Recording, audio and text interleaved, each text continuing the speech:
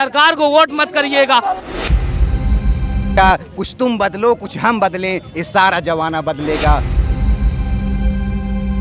धर्मेंद्र प्रधान इस्तीफा नहीं देने वाले हैं।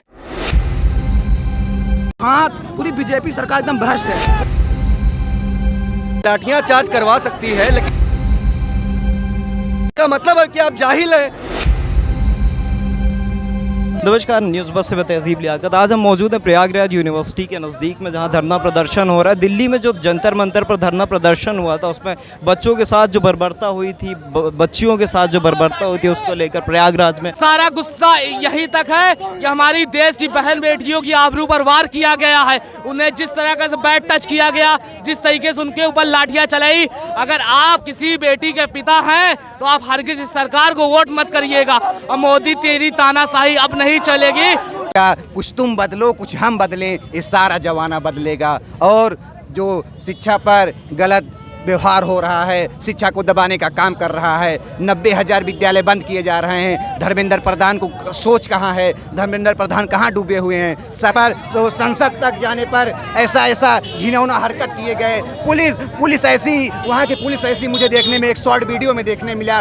उसी पुलिस ये बैच नहीं लगाई है, RSS के लोग वहाँ पर मार रहे हैं। गवर्नमेंट आपको कार्ड दी है, आइडेंटिटी कार्ड लगाना चाहिए ना, बैनर लगाना चाहिए ना आपको। सिविल ड्रेस में आकर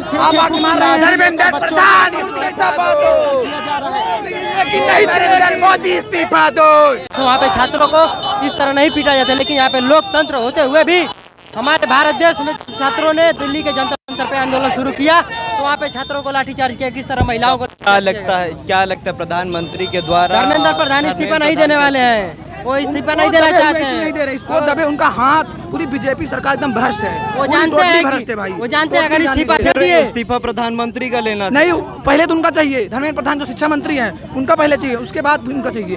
पहले तो भाई पेपर कैसे लीक हुए एनटीए का? इतना पेपर लीक कैसे? धर्मेंद्र प्रधान से इस्तीफा लेंगे, मोदी से नहीं लेंगे। पहले धर्मेंद्र प्रधान का इस्तीफा ठीक है अपनी जगह, लेकिन पूरा सिस्टम ही भ्रष्ट है। धर्मेंद्र प्रधान से ले लेंगे तो धीरे धीरे सबसे ले लेंगे। देखिए, एक चीज समझिए, जब सरकार के पास इतनी अच्छी स्ट्रेटेजी है कि वो पुलिस प्रशासन को लगा करके लाठियां चार्ज करवा सकती है, लेकिन अच्छी स्ट्रेटेजी बना के एग्जाम को फेयर नहीं करवा सकती है।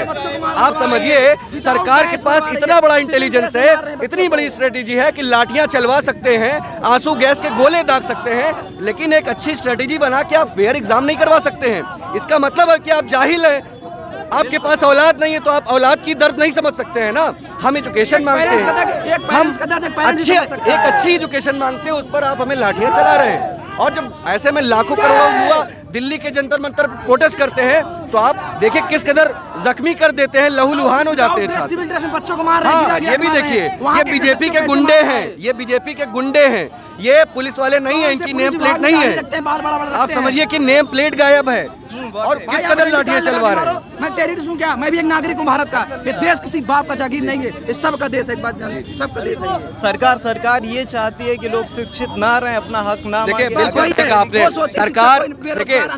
सरकार ये चाहती है कि शिक्षा का मंदिर ना रहेगा तो लोग पढ़ेंगे नहीं और जाहिल रहेंगे, तो हमसे सवाल नहीं पूछेंगे, और जब सवाल नहीं पूछेंगे तो सत्ता में लगातार बने रहेंगे। सरकार डरती है, सवाल पूछने डरती है, सवाल से डरती है। आप देखिए, प्रधानमंत्री जी बाहर फॉरेन में गए थे, उनसे एक पत्रकार सवाल करती है। सबसे बड़ा डेमोक्रेसी कंट्री है, संविधान सबसे बड़ा है। आज तक कभी प्रेस कॉन्फ्रेंस भी की है मोदी जी? कभी नहीं, एक प्रेस कॉन्फ्रेंस। और सुनिए, प्रेस कॉन्फ्रेंस कोई इंटरव्यू लेने जाता है तो अक्षय कुमार आ जाते हैं और कहते हैं हम चूस के खाते हैं कि कैसे करें। मतलब संवैधानिक देश में सिविल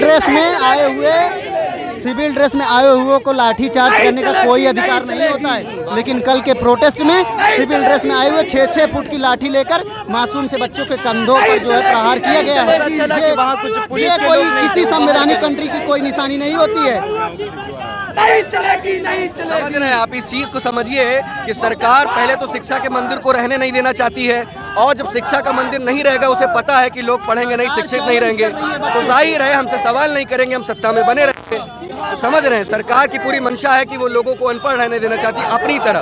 बिल्कुल डरती है सवाल पूछने वाले। मुझे अच्छा लगा कि आप जैसे अच्छे साथी पत्रकार ये सवाल पूछ रहे हैं। NSY और कांग्रेस पार्टी को हम लोग कार्यकर्ता हैं। मैं सवाल करता हूँ इस देश के सरकार से कि क्या अपने देश में लोकतंत्र है, और लोकतंत्र में सवाल करना, विपक्ष अगर सवाल कर रहा है तो क्या कहीं का गुनाह है क्या? जो हमारे नेता राहुल गांधी जी को गिरफ्तार किया गया, कन्हैया कुमार जैसे एजुकेटेड लीडर को गिरफ्तार किया गया।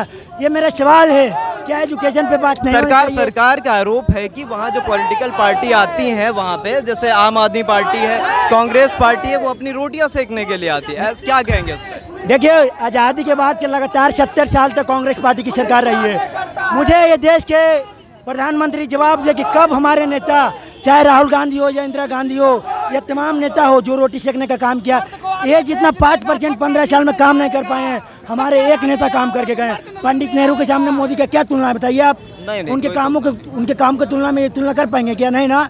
इनका केवल प्रोपेगेंडा चलाना है, इनको केवल और केवल हिंदू मुसलमान करना है, जातिवाद करना है, केवल और केवल राम मंदिर में चंदा चोरी करना है।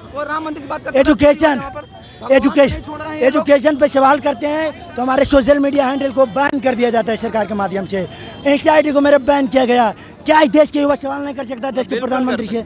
जंतर मंतर पे आप देख लीजिए युवाओं को किस प्रकार से सवाल करने वालों से डरते हैं। पेपर लीक के खिलाफ हम 5 दिन से हंगर स्ट्राइक पे बैठे थे बालचंद में।